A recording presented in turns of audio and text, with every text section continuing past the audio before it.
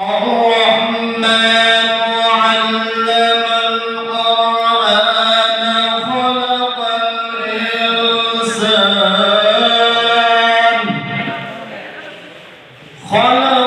الإنسان علمه البيان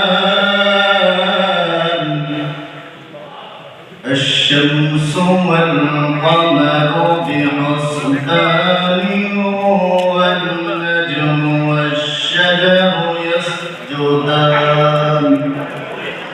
صدق الله المولانا العظيم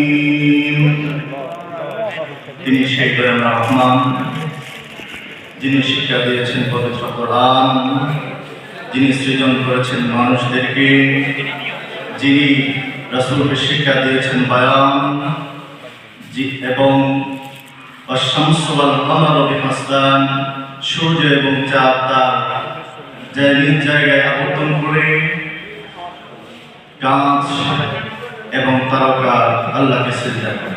আসসালামু আলাইকুম।